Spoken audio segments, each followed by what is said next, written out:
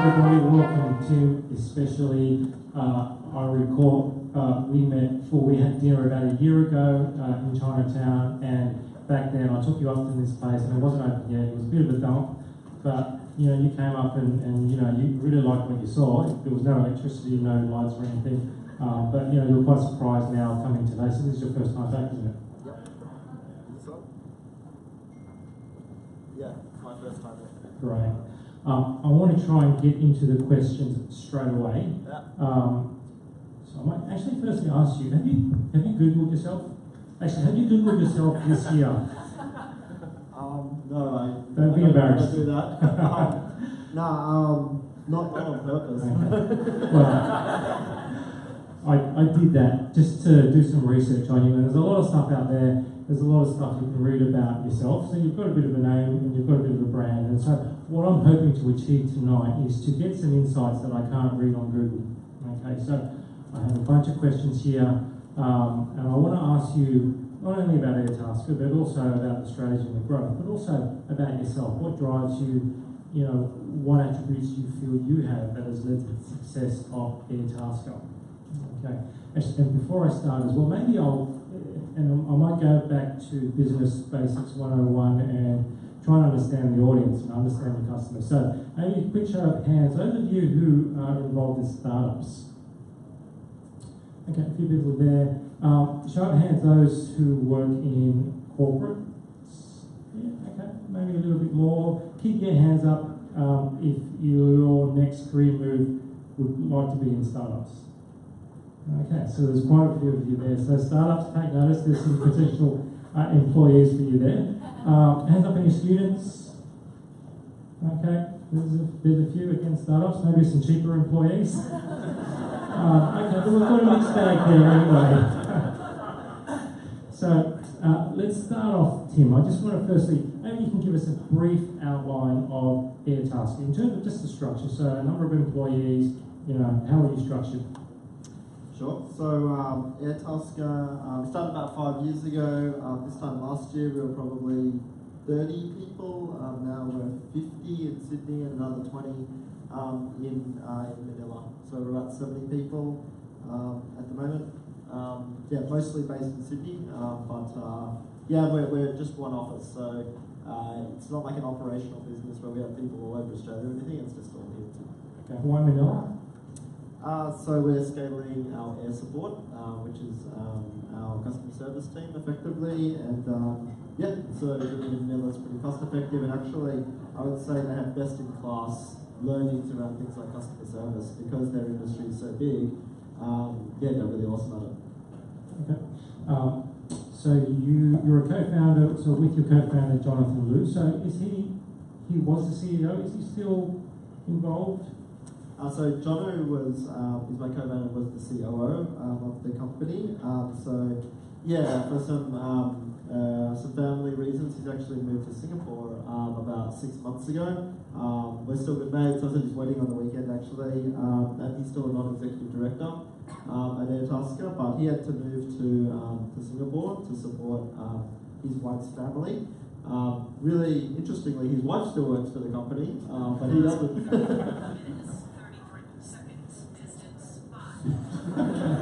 I think you found the location.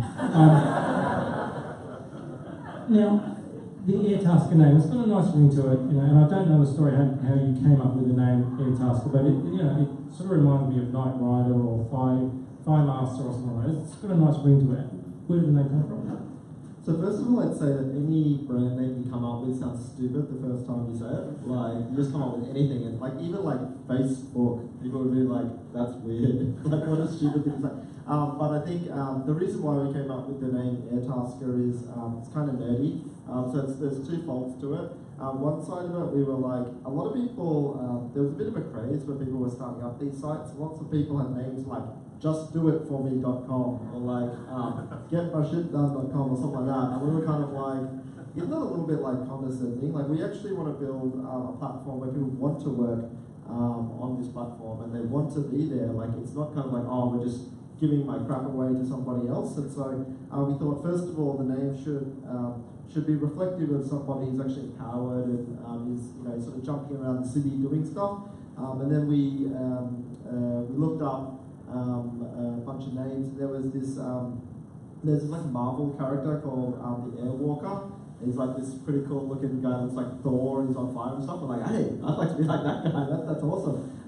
But we wanted the name Task in our name because we thought a functional name was good, so we just kind of took a walk and replaced it with Task. Okay, back to your I guess comic book days. So let's go to the growth of Airtasker. So at what point in that journey did you feel comfortable that you had a viable product that you could sort of ease up a bit and say, you know what, this is really gonna, this is a gig for us? Well, I'd probably start by saying that Airtasker definitely did not kind of like take off at the moment that we launched it. And I think if you ask most of them, there are probably some freak occurrences where like you launch a product and it just has immediate product market fit and it's really awesome. I'd say a lot of those ones actually have such good product market fit that they're actually awesome for a short period of time and then are not awesome. But our product was definitely something where you kind of needed to build in liquidity and you needed people to be on there for it to have any value to anybody else. So you can imagine that's like incredibly difficult kind of problem to solve for. How do I get people there when I need the other side to be there? It's this chicken and egg problem that everyone sort of talks about. So I would say for the first 3 years, it took us 3 years of the business to get to something like 2,000 tasks a month, which is like not that many tasks. Like it's like 70 tasks a day, which is kind of like, not that many tasks per hour or whatever. But in the next 2 years, we got from sort of that level to about 100,000 jobs a month. So it was really being back-ended kind of growth. But those first years were totally sucky. I would say probably this time last year, we raised some money from some investors, and that really forced us, I guess, to sort of take our mind, not be 1000% focused on product market fit, but also be focused on building like a company. And so probably a year ago was when we started saying, okay, I think we've got something here, although you can never be certain, and started working on building a company. Okay, so that was a Series B investment last year, around 22 million. Your original investor was a Chinese investor? So we actually had a Sydney-based venture fund called Exto Partners. Was the first, I would say, institutional and professional investor that joined us. But we actually before that had a bunch of angel investors that were really, really supportive. We've since then had a Chinese investor join and follow on for a couple of rounds. But they're not, one of the things that and I'm not 100% certain on this terminology, but the whole Series A, Series B kind of concept, I think, is when you have like preference stock in your business. So you keep giving away, Series A is one round, and then the Series B guy goes, I want to sit on top of the Series A guy, and the Series C guy goes, I want to sit on both of them. And actually we've managed to work on an ordinary share basis across all of our fundraising, and that's really important for us because it means that when we're in a boardroom and we're talking about stuff with our investors, we know that proportionally we're all on exactly the same page. Like there's no outcome that can be good for you that's not good for me. And so I think that really focuses everyone on just working on what's good for the company. Okay, so up to this point, what would you say are the major obstacles that you faced? Well, actually, I would put it the other way and say that like basically everything's an obstacle on day one. And so if everything doesn't work, you should assume that. And so everything you can get to work should be like a win. But I would say, in the early stages, it was probably around, marketing, like how could we get distribution into this thing to get those initial people on. Once there was a little bit of that going, I think it was enhancing the product from a software perspective. So at Airtasker, like our marketplace is built on, having a good software UX product, but then also building in liquidity in various parts of the market. So that software piece was probably the second piece. And the piece that I would say now, ironically, that we're really focused on is building, I guess, the company from the people, the organizational perspective. Like, how do you set up an environment where other people can go and execute on, make awesome product decisions and awesome, liquidity software decisions as well. Okay, so your role has obviously changed over time now, where you were probably working a lot in the business. Now you're probably working mostly on the business, would you say? I guess it's a balancing act, and it trends more and more towards building a company as opposed to building like a product. So yeah, so I think I spend a lot more time now focused on the company side of things as opposed to like how is the actual product going to work. But it'll never be 0, 100. I think it's more that it started as 100, 0, and now it's kind of, I don't know, 40, 60 or something. Okay. And so moving forward and looking ahead, where do you see the growth occurring?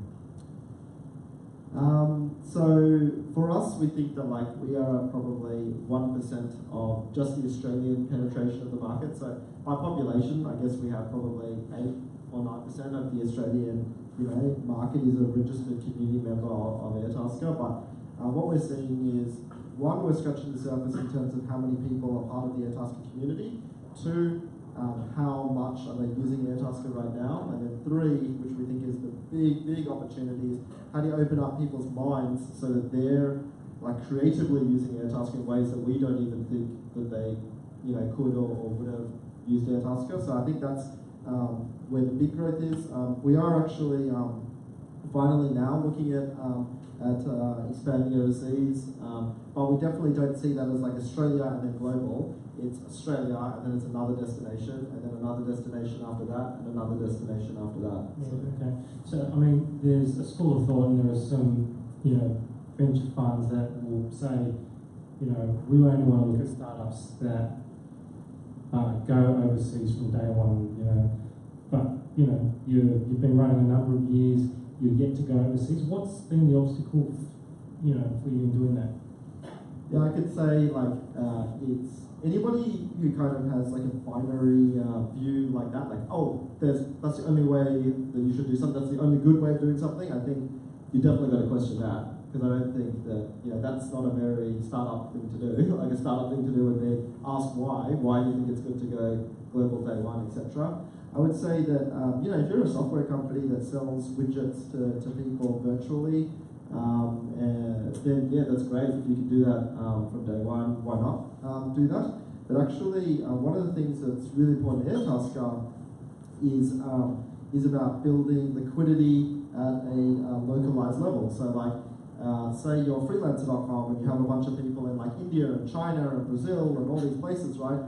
Like when I post a cleaning job in Sydney, like 99.99999% of those people are completely irrelevant to me. So why would I wouldn't, if I'm really trying to get the best experience for someone posting a cleaning job in Sydney, I should be focused on finding cleaners in Sydney and not web designers in Brazil. So I think that it's really about being fit for purpose.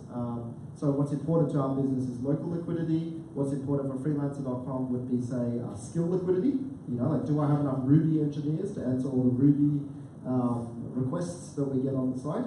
And so I think they're doing the right thing by focusing on a global liquidity, but we focus very heavily on a local liquidity. And actually, we started just Sydney first, let alone Australia. It's just Sydney, then it was Melbourne, Brisbane and Perth, etc. And when we've looked even at going overseas, we've looked again at a city level. Like, what city are we going to go and approach, not what country we would. And I think you can go even further. Like, if you're Uber or something, and it's about like the square block that car is on, then I think you should be focused on like eastern suburbs. Just start with eastern suburbs. Don't even think about the North Shore, because a car driving around in Linfield is completely irrelevant to a user in Bondi Junction. And I think that if you look deeply into how Uber's thought about it, they have taken an approach completely of not global day one. For sure, they expanded San Francisco, got the secret sauce working, and just because they've rapidly approached each country after that, it kind of gives this appearance of global, but it's not really. It's just kind of like we started somewhere and then we worked our way to the other places. Okay. I like how you mentioned Freelancer. Do you see them as a competitor? No, not really. So I'd say, so when we look at the competitive set of what Airtasker is, so there's very much, we consider ourselves to be a local marketplace, a marketplace for local services. And so when you look at that, there's two sides of that kind of thought process. One is the marketplace concept, and I think if you look at it at a platform level, yeah, Freelancer and us, we both allow you to post a job, find someone to do work, and pay and facilitate that. But they're very much focused on taking jobs away from Australia. So they're basically saying, hey, take your job from an Australian and give it to a person in India, Brazil, or China, and it's going to be cheaper for you. So it's very much like a price and an arbitrage kind of situation. Then on the other side of that, you've got things like high pages and services seeking and stuff like that, and they're very much like also focused on local, very Australian focused, etc. But they're not really like a marketplace, so they're like an advertising platform. They're not kind of saying, hey, we'll manage this for you. We'll take the money and process it through, and we'll be responsible for an outcome. I'd say that's a little different. So yeah. Sounds like you don't like freelancers that much. Yeah. Is it because they took you to court recently? Right, actually, so that's a really interesting thing. So actually, they told the journalists that they were going to take us to court, but actually they never took us to court. So I actually don't know. I actually don't know what that is, but I guess clarifying there, the statement from Freelancer was basically we did this ad campaign and we used the term "like a boss" in our TV campaign, and we actually talked to our agency. We're like, oh hey, should we trademark this or anything, or anything to do that? They're like, nah. It's been used 24 million times on Google. If you Google the term "like a boss," it's been used 24 million times in Google. And if you just look on YouTube, there's 9 million videos in which the description contains "like a boss." So we're like, don't even bother trademarking that or trying to get any ownership over that. Anyway, so we put this TV ad out, and the day after we put the TV ad out, freelancer.com goes and trademarks this term "like a boss." So it's literally September 15th, our ad goes out. September 16th, freelancer.com lodges the trademark. We're like, oh my god, that's really crazy. So anyway, you can imagine that trademark hasn't yet been processed or approved. So yeah. Okay. Very interesting. I had to ask you. But what I would say though is I do respect Matt Barry. He's a pretty bloody smart guy. So. All right, great.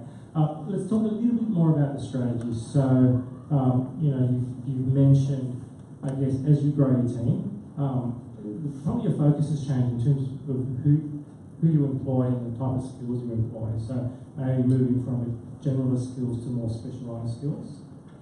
What's your challenge in terms of finding the right people? I'll start on the side of that question. So. Up until 8 weeks ago, we didn't have a head of people. We were just winging it, and we thought that we were freaking awesome. We're like, hey, people, people would just look after themselves. We're hiring really proactive people. They'll come and talk to Tim, or they'll come and talk to our CTO or something if they got problems and stuff like that. And then 5 people left our company in earlier this year. We're like, I wonder why these guys left. They all left for different reasons and stuff. We're clearly we didn't do something that awesome because they found alternatives that were better than working at Airtasker. And so I went and talked to our chairman about that, and he goes, yeah, the exact same thing happened to me. So he started a company that went from $0 to $8 billion market cap in sort of 8 or 9 years. So incredible guy. And he goes, the exact same thing happened to him. He got to 70 people in his company, and someone said to him, hey, you should hire an HR guy. He's like, no, you don't need an HR guy. We just handle it ourselves. I've got good guys. I only pick the best people. It's all good. And so his coach goes, hey, why don't you do an employee engagement survey? Just find out what people think. Gets the results back. He's like, oh my god, we suck. We need to hire an HR person immediately. Take care of this. Next 6 months, all my diary appointments. All I'm going to worry about is getting the best people and ensuring that they're, being empowered to do awesome work. And so basically, it's pretty funny because the exact same thing happened to us. You'd expect that people kind of learn these lessons over time, but no, we made the exact same mistake. So we actually went out and headhunted one of the top guys, I believe, who ran people and culture at Canva. So we're kind of hey, that guy's doing really well. So we brought him across. And we've been focusing extremely hard on the people side of things in terms of creating an organization which lets people do really good work. And that sounds like such a cliche. When I used to hear guys from Google saying stuff like that, I'd be like, oh my god, what else? You just got to drive sales and get revenue and traction, that's all you need. But it's so true that once you pass a certain point, it's we cannot people cannot contribute any further if the environment is not set up for them to contribute properly. Yeah, okay, so back to that question then, what are the key things you would look for in a potential staff member? So I'd say, so we split it up into two main dimensions, which is one is technical mastery, and the other thing is people skills. So I think technical mastery is something that is absolutely critical. So again, in the old days we would have hey, let's just go have coffee with this person if they're awesome, right? Now we have a very stringent and quite difficult test that we put people through, and it probably takes them 2 or 3 days to go through this test. And if you're not willing to do the test, you're kind of like, okay, that's cool. Like, like you're probably not hungry enough for this. So technical mastery is like must have. And then the second piece of it is people fit. And so we have some pretty important values to us. So we test people on their interpretation of those values and make sure that they will also kind of buy into the mission that we're trying to achieve. So yeah, those are the two dimensions, technical mastery and people skills.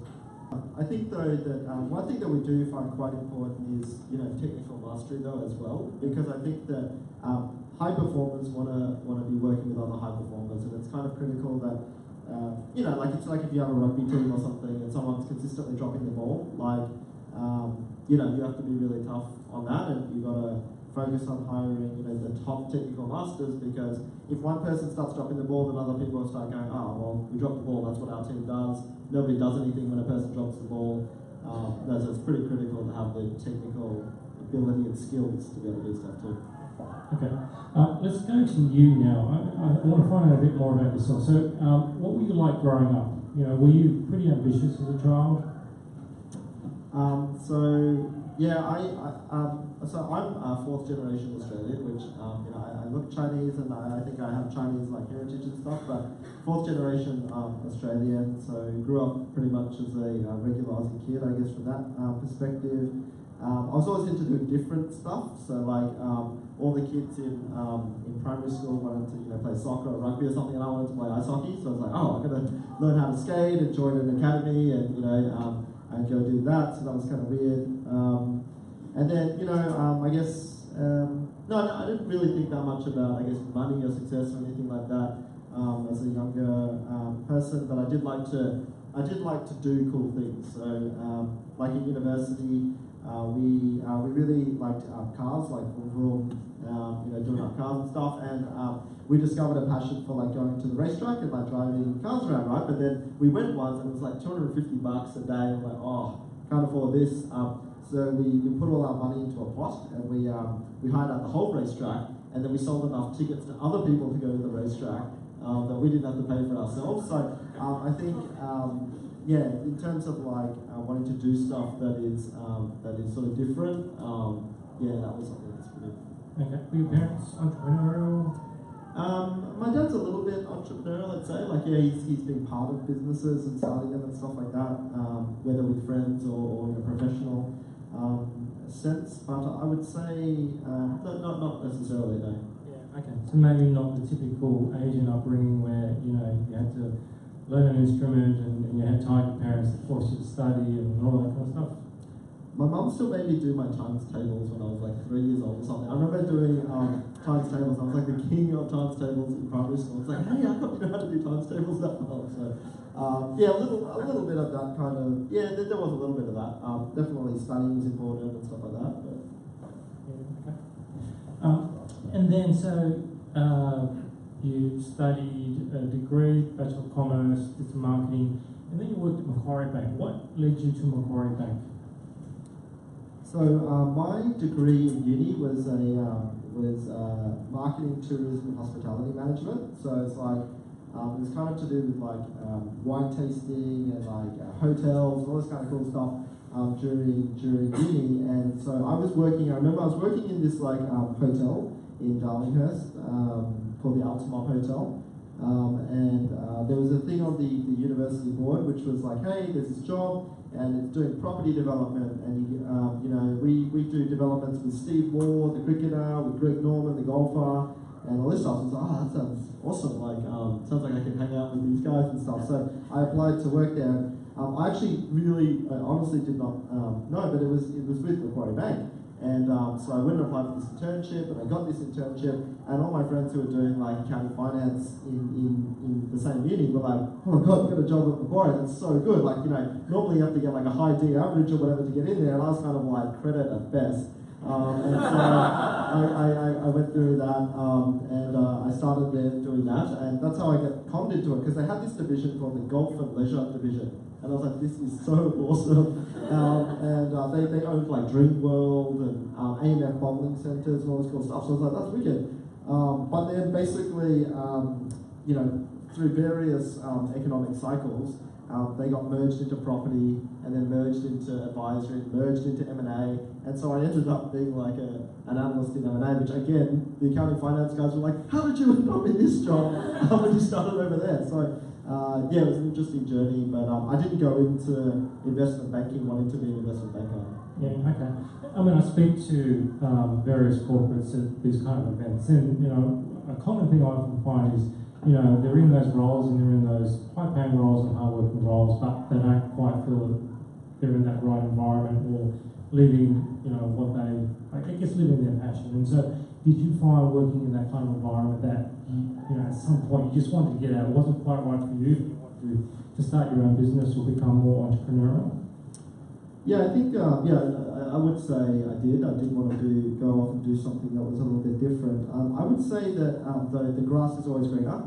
Like, there are so many times where, you know, working in a startup and working environment I'm in now, like, I would so love to be able to go to a mentor or someone in our business and just say, hey, I need to take 3 months off, or I need to take some leave, or this is too hard, you're going to have to give me more budget for that. And, be able to lean on somebody else and get experience from like a much wider group of people and stuff. So I think it's definitely grass is greener. It's not kind of like you go out, you do your own stuff, you're like, yes, I've solved it. Life is awesome now, and I never want to go back to corporate. I think there's really great things about both sides. Sure, and I'm sure that the skills and experience you got from corporate has helped you in your own startup.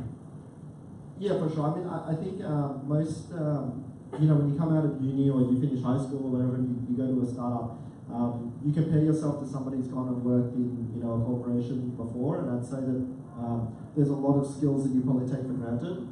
Like that you can write a decent email, that you can schedule a calendar appointment, that you can, double check documentation and stuff like that.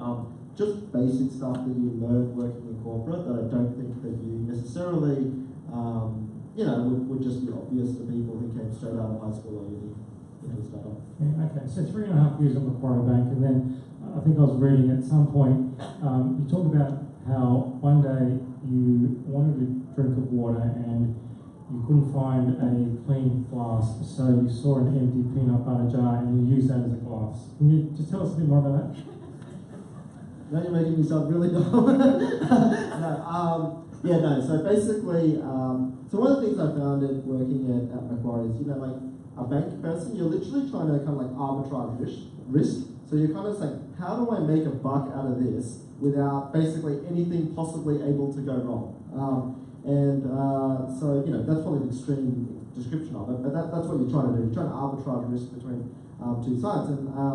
And anyway, so what I found is that we would be working with property developers and stuff, and all the bank people would be like, this guy's a cowboy, he's taking risk on, building that building, or he's, building that company, we're going to lend him money, but, what a cowboy. Luckily, we only lend him 30% of his assets or something, so if he screws it up, we'll just take all our money back.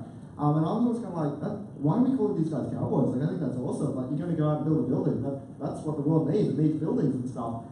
Anyway, so I always kind of had this thing where I thought some people were a little bit too in the box. But basically, I went to the kitchen one day and there was in the fridge, in the cupboard where all the glasses were, it was empty, but someone had left a peanut butter jar and cleaned it out and it was clean. So I just picked up the peanut butter jar, filled it up with water, and I was sitting at my desk drinking from this peanut butter jar. This is before hipsters did that, by the way. And I remember an executive director from Macquarie Bank walks past and just goes, "What are you doing, mate?" And I was drinking some water. He's like, "That's a peanut butter jar." And I was like, "Yeah, no." And then he was like, why don't you get a glass? I was like, well, this was the only receptacle that was kind of available. And like, to me, it was just kind of like, why can't I use a peanut butter jar? It's absolutely fit for purpose. And that kind of got me thinking, I don't think this is necessarily the right environment for me. Fair enough. Do we have a peanut butter jar, please? It was weirder back then, I'll admit, but like, I just thought it was like, it's a practicality. Like, you're trying to get water into you as quickly as you can. You just get the best receptacle available all the time. You could have just put your mouth under the tap. That would have been quicker. Sure, I would have copped something for that too. Okay, so after Macquarie Bank, you moved companies, and this may be an obvious question, but you moved to chic model management. What attracted you to that? At the time I was really into the show Entourage. I wanted to be like Ari Gold and like basically wheel and deal among celebrities and talent and all this kind of stuff. So I sort of put my resume out to a bunch of these kind of companies, and I was really lucky that I was picked up by Chic, because there's not a lot of documentation on how the landscape in that industry works in Australia, but Chic is probably one of the biggest talent rep agencies in that regard. But there was an underlying concept there, which is I think that if you surround yourself with really good people and be in that kind of environment, which inevitably, amongst these kinds of people that are really, really smart people, then I was kind of figured, something good will come out of this. So I started working there again pro bono. I only started getting paid about 3 months after I started. I'm sure a lot of guys would do the same. Yeah, possibly. I mean, I actually did find it was pretty hilarious. Like, we do all these meetings in the boardroom with people, and like many of the people we had meetings with could not keep their eyes directed at me, the person I'm talking in a meeting or something. They're like this. I was like, oh, that's a bit strange. So anyone famous that you sort of? So we looked after like Alex Perry, the designer, Michelle Bridges, the fitness trainer, Miranda Kerr was one of the people there, Rocky Elsom, who was the captain of the Wallabies. It's pretty, it's a good group of people there. Oh, okay, so not just models, it was quite a variety of different. I know they do, now they do models, acting, bloggers now is like a huge thing. It's a pretty big company now. Okay, so why did you want to move away from there? Yeah. All right. So I was sitting in the modelling agency, and then basically I got so the lady who runs the modelling agency is a lady named Ursula Hufnagel, who's she's like pretty famous model scout like globally. She's like top 3 model scouts globally, and she runs the business day to day. But there's like this business guy who actually like put in the money and does the business side of the business. And it's like his side job, like he just does this for fun kind of thing. And he came and asked me, he was like, I've got this like Macquarie Bank analyst working in a modelling agency, that's kind of weird. So what can how can I put this person to work? And so this guy, his name's Peter O'Connell, he was one of the guys who deregulated the Australian telco industry, and he set up Optus in Australia, as one of the founding directors of Optus. So anyway, he had this idea, he had a bunch of ideas that we kind of worked on a little bit, but the one that stuck was doing a low-cost mobile operator. And so basically, we went out to set up this company called amaysim, which is like a mobile SIM card business, and that started at the back of a modelling agency, essentially. So it was sort of a slow transition where I slowly got taken out of the modelling agency. Yeah. Okay, and so that leads me to the question of, how much of success do you feel is around who you know rather than what you know? I mean, Peter was, a real key driver for a lot of the success as well, and those networks. Yeah, I'd say who you know is important for sure. Like building relationships is really, really important, and that continues to be important even as we progress. That's always important, whether it's your investors inside your company. Like, it's all about people stuff. But I would say I definitely, like, my dad's not wealthy or anything. I didn't go to a private school where there was like lots of other, well-connected business people or anything like that. So whilst I do think it is an important thing, I don't think it's something that you have to be like born with or anything. I think if you want to go out there and make those relationships, that's up to you. Okay. So what drives you these days? You work very hard. I don't know how you do it. You try and balance a lot of different priorities, but it's a lot of hard work. What's motivating you to work so hard? Yeah, so again, probably a cliche. I would say it's pretty certainly not money. So the biggest thing for us at Airtasker is we really do believe that we're scratching the surface of something that could be have a really big impact for the community. So really it's just that we've got a vision of how awesome it could be, and we just want to make that true. And so I would say if you ask most people at Airtasker why they're working there, they'd say it's because it's like a positive social impact, and then the opportunity to do it is like massive. So they want to make that become a reality. Okay, and role models? Do you have particular role models? So definitely like I look up to like Michael Schumacher. Like I reckon he's pretty awesome. It's sort of related to business and stuff. But if you look at someone like Michael Schumacher, they're able to like build up a team, set up a team around them. They want to achieve something and rally people around you, bring in all the skills, and be, I guess, fairly ruthless in like we just need to hit these goals in this time and have the energy to do that. So in terms of like role models, I reckon it's pretty awesome. Sounds like you want to be a racing car driver. Yes. And so maybe tell us about how you balance all these different things in your life, because you've got Airtasker, you got married late last year, so you have a wife, and that's a priority as well. You're involved in Tankstream Lab, Tankstream Ventures, you talk regularly, you speak regularly at events. How do you do it? How do you manage all that?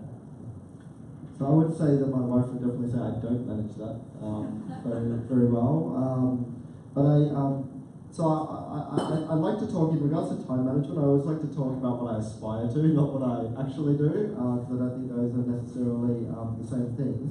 So first of all, I think that I'm pretty clean, although there's a few things going on, pretty clean set of things that I focus on, which is Airtasker, our family and friends, and that's kind of it. There are a couple of other things that I'm involved with, like Tankstream Labs and Tankstream Ventures and stuff like that, but they very much have their own CEOs, and that's their job to think about that all day, every day, and I certainly don't think about those things when I'm in the shower or whatever.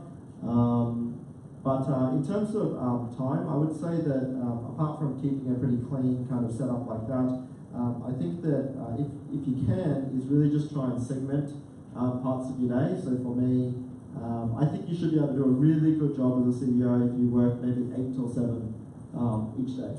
And that's not like till 2 a.m. every day.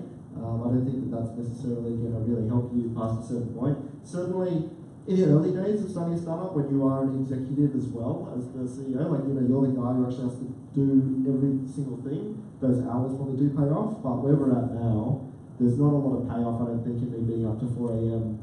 Writing out documentation or trying to finish some sort of product script or anything like that.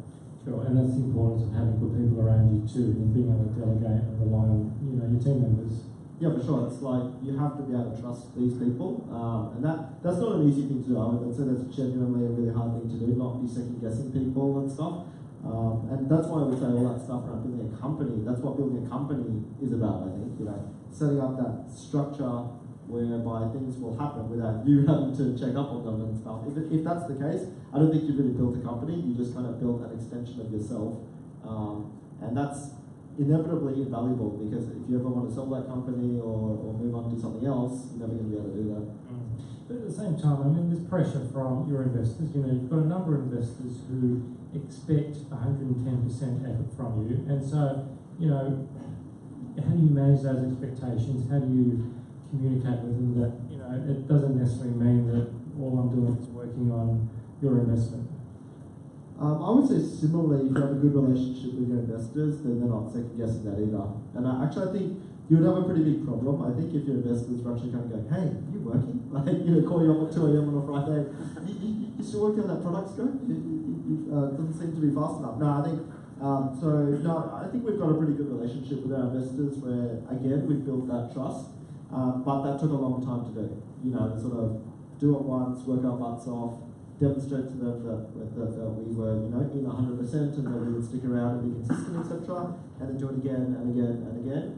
And now I think that's probably brought us trust, so we can have a little bit of flexibility and stuff. So how much do you feel that you were able to choose your investors as opposed to them choosing you? And I know you need to be careful because I think there is an investor in the room. Yeah, there is. So no, I think at the beginning it would have been is pretty. We had to be pretty aggressive, which is, you're dead if you don't raise this money by this date. So take the money from whoever you need to do it. But more recently, we've been much more fortunate that we've demonstrated a bit of a track record now, so we've got a bit more choice, which is good. But I don't think in any business, you hear about some of these really great stuff. I struggle to see, at least in Australia, that anyone's sitting there and going, I don't want your money, don't give it to me, and someone's throwing money at you. I have heard different things. I did hear actually that I think it was the CEO of Spotify or something, or maybe it was Uber or something, and Jay-Z actually sent him a check for $5 million. It was like, I sent you the money, so now you have to take my money. So I guess it does happen sometimes. You mentioned earlier to me that your wife might be coming. She hasn't arrived yet. Cool. Yeah, okay. So she's an entrepreneur herself. So again, how do you, is it a bit of a conflict in terms of, your time together? Are you always talking about business? What's that like? No, we're in separate businesses, so we don't talk too much about work at home. At least not from like a work perspective, like maybe from a social thing about work. But I would say that she's got a much more balanced life than me. Like she's got a lot more time for family and friends and stuff than I do, and I genuinely really respect that and actually aspire to that a fair bit, because I'm not that good in that regard. Like when I've got my head down, like I'm really, really, really focused, and it's probably to the detriment of some other things. I'd say earlier on in the business that was much worse, but it's probably a little better now. But I think that is something that if you do want to go and start a startup, there is that expectation that in the first couple of years, it's on. Like there's nothing else that you can focus on. But when you look at someone like Rafael Nadal, or one of these tennis players who's really good at playing tennis, you have to be thinking, I don't think that if his friends calling him and saying, hey, have you got time to have coffee with me and talk about, blah, I'm pretty sure it's like, no, I'm in the Wimbledon final. Like, I need to play this game. Like, and so there's a sacrifice that's happening there. Yeah. You've got to respect that. Yeah. And so do you still wake up at 5:30 a.m. to do your emails? I did this morning, yeah. But I've actually, one of the things I really try to do now is try to go running like every morning before I start. So I think I've done 80 runs this year, but it's on the decline, so I don't want to talk about too much. Yeah. Okay. Let's go to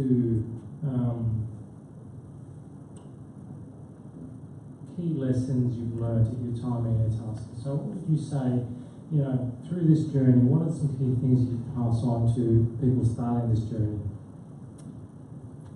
Yeah. So I think most people, the hard thing about doing a startup, I think, is that everyone's probably going to go and learn their own lessons in their own way. So I think as much as it's great to get advice from people who have done stuff before, I don't think it's ever going to really solve the underlying issue that doing a startup is hard. Every time it's going to be different. And I think there are specific things that are meant to happen along the journey that happen at that right time. I guess overarchingly for me, I think the people stuff, we could have got to that much faster.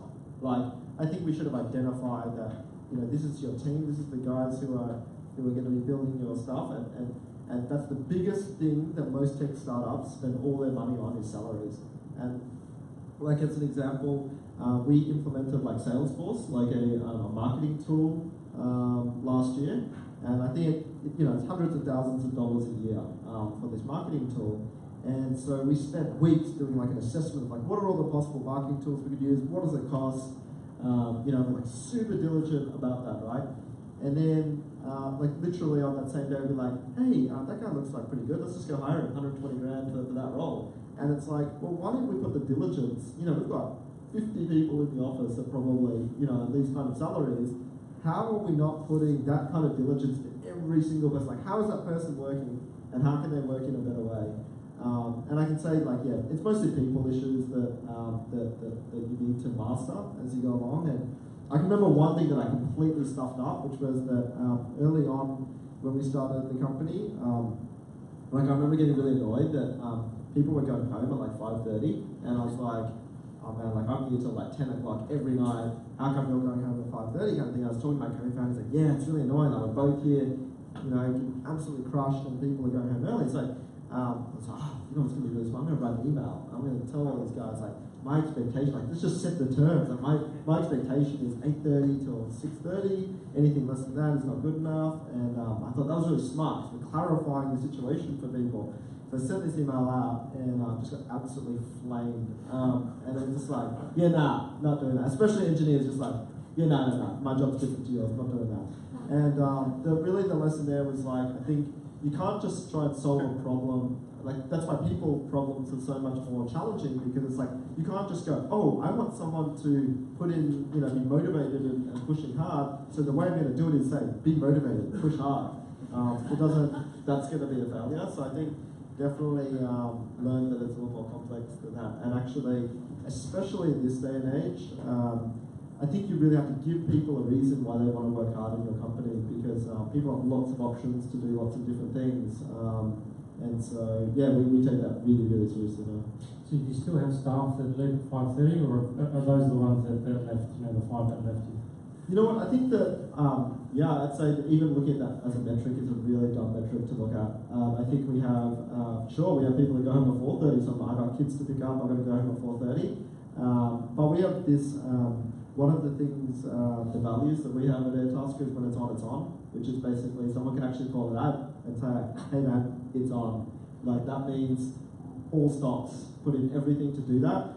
On the flip side of that, it's actually a balancing act, which is, hey, if you work that weekend and put in everything you have on that weekend, then go take 2 days off, go take more than that. Like, we don't have an open leave policy like some people talk about, but it is sort of that kind of thing. Like, it's not about how many days of leave you've got left. It's about, is your team able to, you know, still achieve their goals while you're taking leave. Yeah, and I guess you resist trying to tell your team it's on every day. Yeah, I think it is about balance. I know it's actually, that's the number one thing about all of these things. Everything that I've seen is about balance. You know, no statement is correct. It's always sort of like a blend between two things. What do you think it is about yourself? What do you do better than most other people that's led to the success of Airtasker?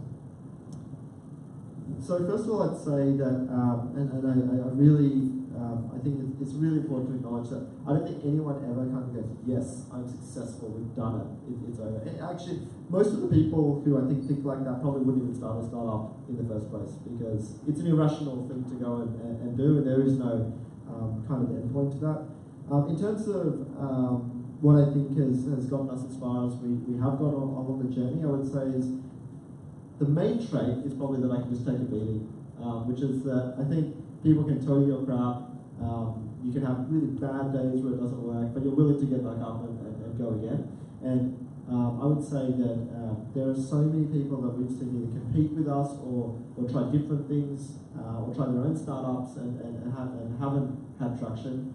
And mainly I think it was you know, the ability to just to get back up, you know, because you will take a beating the first 2 years of doing a startup. I don't think anyone will tell you different to that. Okay, that's good advice. And what is it you feel that you're not so good at and you rely on others for them? Well, first of all, I'm a non-technical founder, so I don't write software. So I think that's definitely, you know, from a very obvious perspective, there's a huge reliance and trust that I have between the CTO and the engineering teams and where I sit more, which is on the product and marketing side of things. But I would say it's the people side of things. I don't think, I think that from a social perspective and empathy level, like, I get on really well with our team and stuff. But in terms of human performance, like, how are you going to get people empowered and working the right way? That's definitely an area that I'm not an expert in. And so that's why we've hired a really good leader for that area of the business. And I have to trust him. Okay. So I think Airtasker had less of that problem. The reason for that is that we're a marketplace, so it's a two-sided thing. Neither side of that marketplace do we control or own or manage. And actually, I think that's both the good thing and a really bad thing about starting a marketplace. The really good bit about it is once you have scale, it's somewhat self-perpetuating. You know, it's like a social network or whatever. Like, people are there because people are creating content, and there are more people there, more content, more people there, and it's self-fulfilling.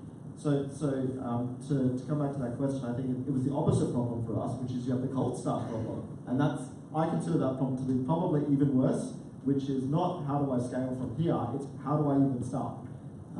So it's a different problem, I think, in a marketplace compared to a traditional business where you might make shoes or you might, make food or something like that. In which case, it's easy to get off the ground because you can just say, "Hey, do you want some of my food? Here it is." But it's incredibly difficult to go from 10 meals a day to like 1 million meals a day. So we've got the opposite problem. No, but then you needed, say, things like server space and memory. There's lots of other technical issues that you come up with, especially when you run a marketplace. Oh, right. You're talking about outages and stuff like that. Yeah, I think we struggled, basically. So that wasn't really an issue for us for about 3 years, but more recently has become. Yeah, I'd say you have to go back and pay off some of that technical debt. Like, my view on that is we rush pretty hard. Like, we always push the top of the funnel first, just get people to the next stage of the funnel and just keep ramming that along. Yeah, we've had to pay back some technical debt recently, and you can probably see that in our P&L, where we're hiring a crap load of like DevOps engineers and software engineers who aren't necessarily building product, they're building infrastructure and stuff. So I guess what I do think is important is not to fear that potential scaling issue. I think you just run as hard as you can, because more likely than not, you won't even get to that scaling issue. So I'd push hard at the top first. Really good question, because like so many people talk about marketplaces, and I'll pitch you an idea about a marketplace, and everything that they're talking about is predicated on scale. Like, they'll be like, "Oh, it'd be so awesome! Like, you'll be able to like get a person anywhere, anytime, with any skill, and we'll be able to sell the data to make money, and we'll be able to do this and that." And you're like, yeah, all of that stuff is great, but actually the harder bit to solve is what is going to ignite the platform. Like, if you look at something like Facebook, I would say, what's the underlying piece there? It's like, okay, you're at a uni, you really want to join this kind of club and be, meeting people socially and stuff. That's the spark. The rest from there is great. You manage the scale over time. The bloody hard bit, I think, is the spark that ignited it. How did we do it? I'll answer one. I'll just say one thing. I remember being in the US. I traveled to the US. I said I'll take one more trip with my now wife before we start on this thing, and just to relax and stuff. And I remember just waking up in a cold sweat one day and just going, "No one's fucking gonna post a job. Like, why would you post a job when there's nobody there? Like, it just makes no sense." And I had like this massive freak out. Like, oh my god. So then I went and talked to a couple of our mentors, like, "We're gonna pivot this thing. It's never gonna fly." And they were like, "Nah, man, it's gonna be awesome. Just go do it. And if you pivot, your new idea is crap." I won't tell you what that new idea is, but they're like, "It's crap. Work on that thing, because if it flies, it'll be cool." Anyway, so how did we do it? I think we were correct in thinking that it was going to be a demand issue, not a supply issue. We were kind of like, hey, if there's jobs, I think people will want those jobs. So we figured we have to do something to lubricate this demand side. So what we actually did is we printed out Airtasker dollars, and we basically printed out these bills. I've got a bunch of them in the office, I think, but basically we printed out these bills, and we said, we gave them to a bunch of like influencers. We said, use these bills to pay for your tasks. Back then we didn't have a payment system either. So we said, use these bills to pay for the tasks. And then we got a bunch of uni students, and we said, hey, you're going to get paid with this fake money for a week, but you can come back and cash that fake money for real money with us. And so, yeah, that's basically what we did. We essentially gave away the tasks for free. And it was only for like a week or two. And so these influencer people were just getting their houses cleaned for free, and like getting their ovens cleaned and all that kind of stuff. And that kind of set it off. But it certainly wasn't kind of like, oh, that was a great magic bullet, now we're flying. It was just kind of like, that meant that we started on sort of 20 jobs a day or 15 jobs a day or something instead of 0 jobs a day. Any other questions? Still up the front.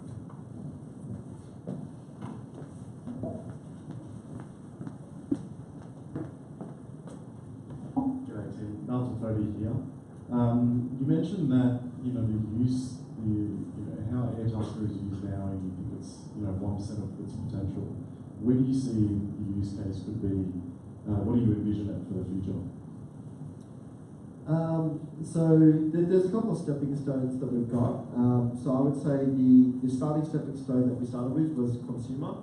So that was things like cleaning and handyman jobs and gardening and personal admin and stuff like that. The second thing we started noticing organically was that small businesses were using Airtasker a lot. So it would be like design a website, do a photography session, do some office admin, that kind of stuff. So that's really interesting. Then we looked at, then what we noticed is a lot of big companies were coming to us and wanting solutions which kind of involve lots of people. And so we call that ecosystem partners. So that was sort of the third pillar. So we last year we launched a solution for the good guys, so that basically you could go into a good guys store, buy a TV, and if you want to assemble, they go put it on Airtasker, and they've got an interface to do that.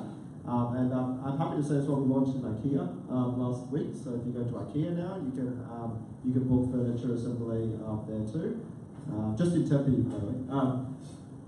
So that's kind of the third pillar. But the one that I think is crazy exciting is this idea of the shadow market, which is basically all the stuff which basically is sitting there not being done right now. And it's literally just kind of an unrealized economic value. It's like, hey, I got all this stuff to remove out of my garage. Can't be bothered, won't do it. The garage is still full of stuff. You're unhappy.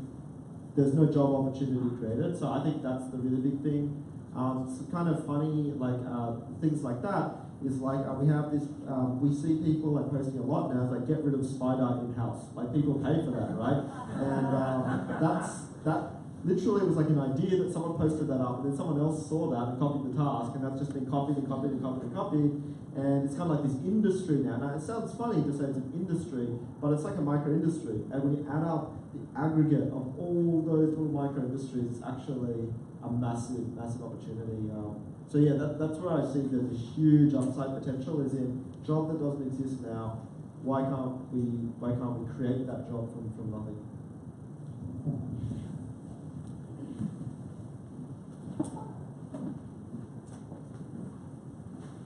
Hi Tim, Donald right here. I have two questions. One is, where did the initial idea come from? Was it, did you have a garage that you didn't want to clear out? And two, did you have any other ideas that you didn't get started that didn't turn out to be the one that you ran with? Yeah. So just on the first one, it was really this idea of moving apartments, and most people ask their mates to help them move apartments, but I think that it's kind of a waste of time because they don't want to do it, and they also don't want your money, but other people do. So that was, I guess, the genesis of the idea. At the same time, another spark of the idea was that we saw that social and trust signals were all coming online in a really big way, which was really changing the game. So, for example, if you think in 1995, there was just no way you would find something everyone thought the internet was creepy, oh, you only find freaks on the internet. It's probably true, but you didn't have Facebook online.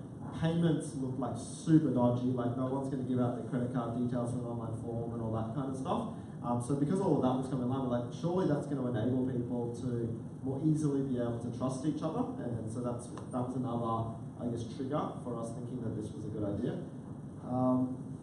So in terms of stuff that didn't work, yeah, I can tell you one that totally sucked. That me and Jono actually were gonna do probably a year or so before we started Airtasker, which was it was around QR codes, and we thought it was a great idea to have marketing where you could have a platform and then have QR codes, and people could sort of scan the QR codes and then go to this platform, and the advertiser Nike or whoever it is would pay us to make this QR code and the website that sat behind it, and we actually were this is such a good idea. We're thinking about all the macroeconomics, how powerful this would be and stuff, right?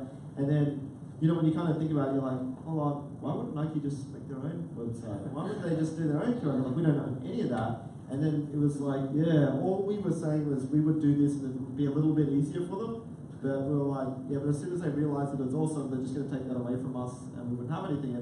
And so that actually, one of the things that I think is really important about starting a startup is that you actually really can understand the fundamental value of what you're creating. Like, you might not know exactly how it's going to work or what it's going to be, but every day you can wake up and go, this makes sense because I'm doing this thing which makes sense. And for us, that's like we're connecting someone who doesn't have a certain skill set or availability or whatever with another person who does. And we're like, cool, there's going to be a whole bunch of pivots on how we do that and how the product's going to work and how we can make it better, but at least we know that that thing is true. And so, yeah, I think that's really important in starting a startup.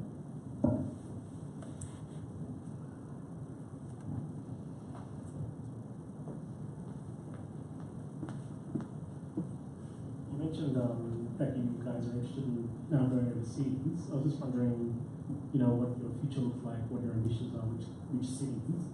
Is it US or is it Asia based or is it sort of Middle East, Europe? Like, where do you see the path ahead, if that's something you can talk about? Yeah, pretty happy to be transparent on that sort of stuff. So basically, I guess the main piece of it was that Airtasker is built on trust, and there's sort of a large number of cultural assumptions embedded in the product.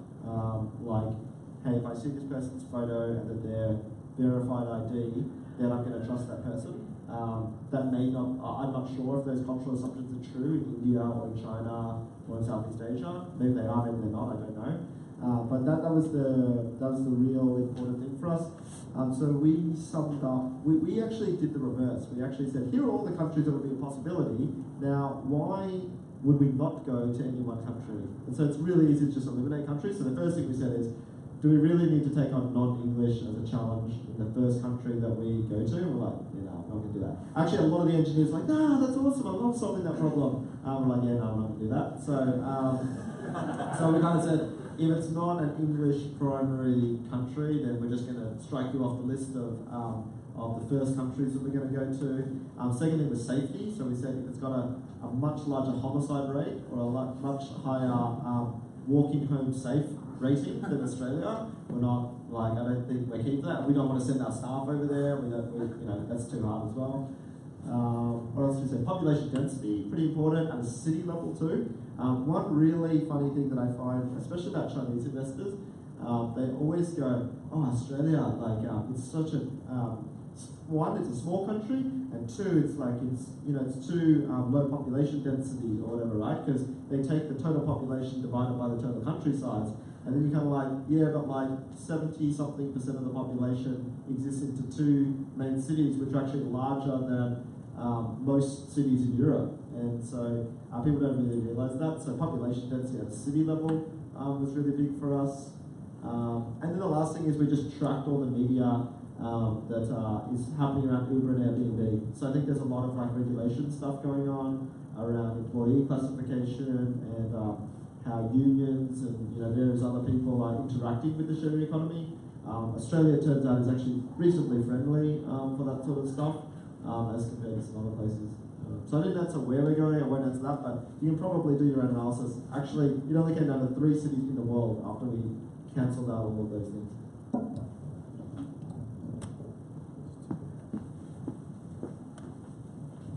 Hey Tim, Brendan Sydney. Just more of a light-hearted question, I think, because you were talking about how this, it's a marketplace and sort of build itself now. But when it comes to content moderation, what's the funniest stories that you've seen someone post? So content moderation, you can't believe how big this is. So we are building.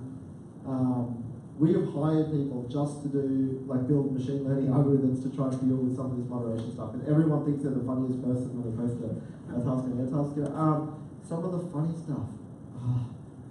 I can't even begin to start. I mean, a lot of them are things like, pretend to be my girlfriend or pretend to be my boyfriend. We had this guy, and it's not sexual, so that's okay. But, because I've got to go out with my friends and I want to make sure that my ex-girlfriend thinks that I've hooked up with somebody else. So we had that kind of stuff. We had this guy who was like, he really liked painting pictures of feet. So he would be like, I'm looking for foot models, and so we would keep taking down his content and go like, hey, we don't support like adult activities on this site. It's like, no, I just like any pictures of people's feet. Like, okie dokie. And so I'm actually like, oh, well, actually, in essence, there's nothing wrong with that. We've got other models on there, so why not foot models? And there's been some really kind of, I actually like the stuff that builds around other trends that happen. And I think that, Airtasker now become a bit of a barometer for some of these things. Like when In-N-Out Burger launches, every now and then they have a pop-up here. I would say we get a ridiculous number of people, following suit on wanting In-N-Out Burger lineup. I think we had like a double-digit percentage of the line was us. People say, line up and get that for us. Sneaker releases? Yeah, Nike sneaker releases, we get a lot, like if a new Air Jordan comes out or something like that, there's a lot of things like that. But actually I think the power of it is really that it's not so much the trends, but it's the people are like posting up these unique things that individually are very small, but in aggregate are massive. Like if you look on Gumtree, the biggest category of Gumtree is the something else category. Like it's like the one where, it doesn't fit into anything else, and so individually small, but in aggregate large. Just do one or two more questions. There was one up the front and probably one at the back. Hi Tim, this is Sandeep here. I think you mentioned about your non-tech background. Do you think that's one point of frustration when you're starting a tech startup, or a good idea? If you have a good idea, you can run without knowing tech.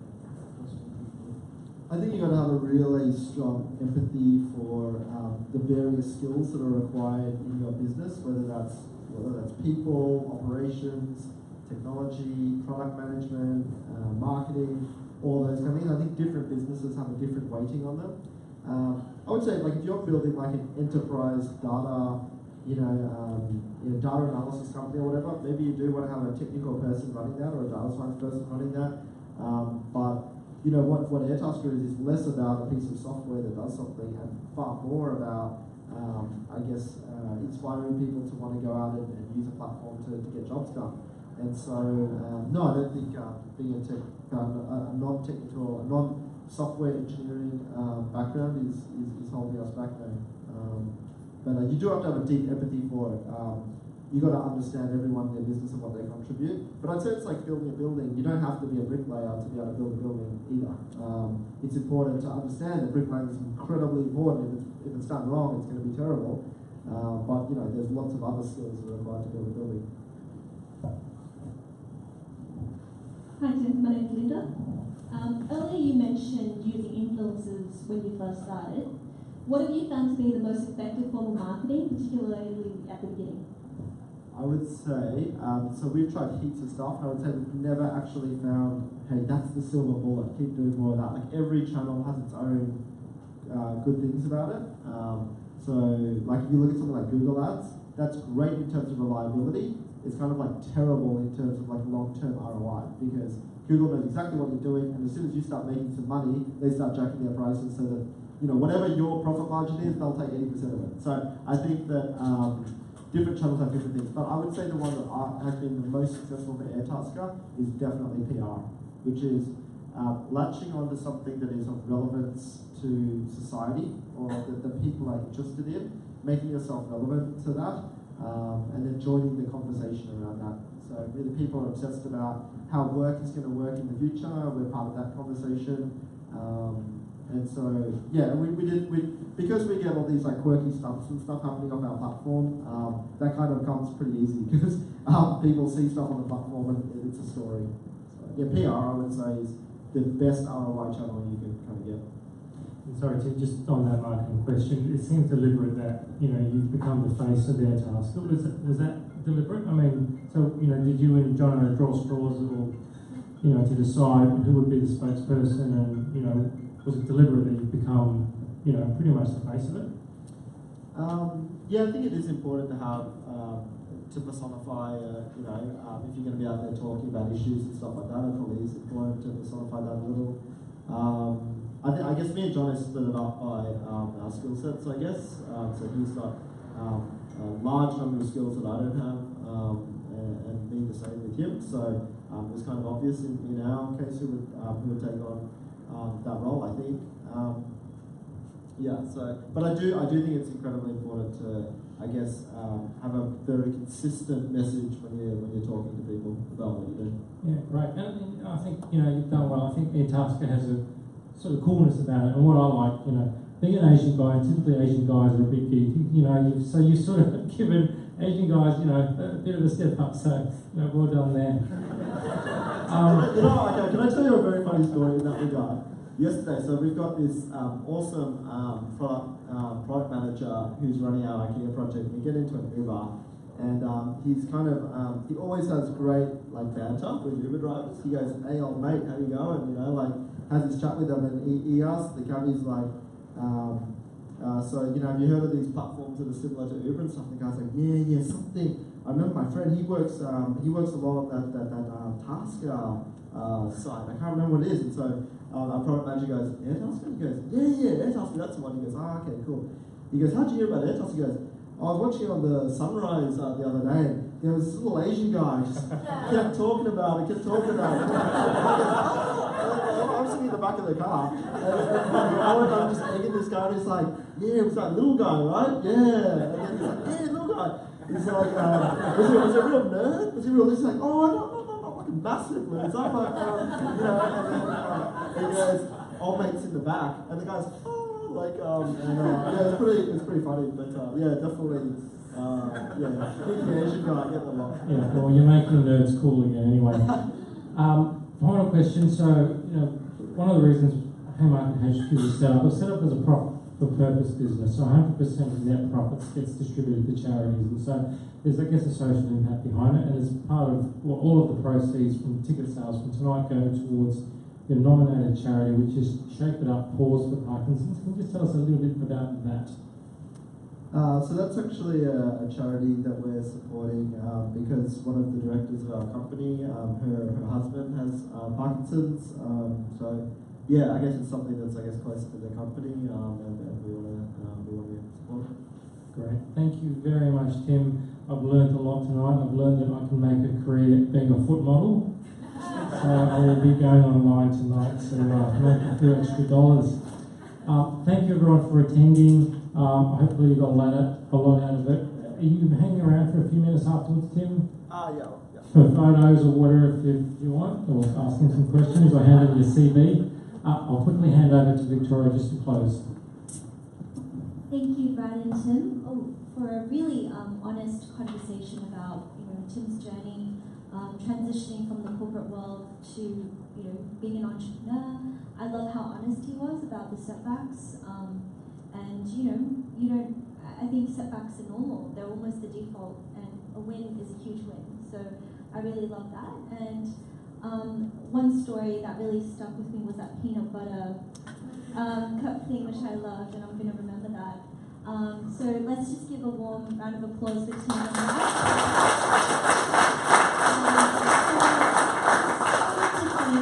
and Sushi Hub for providing the food tonight, and our partners Asia Society, Dawn, Professional Development Forum, and Investable as well. And we have some more events coming up. The next few Inspiration Series will be, we'll have Naji from Miss Choose, Jane Liu from Showco, and David 30, who is the ex-CEO of Telstra. So the next few months, keep an eye out on our social media channels where we'll be publishing these events. Once again, thank you so much, and I think Tim will be sticking around for a little while if you have any questions, and thanks again. Thank you. And so can I just give a quick shout out to Margaret there, who's organised the whole thing today. So thanks for everyone.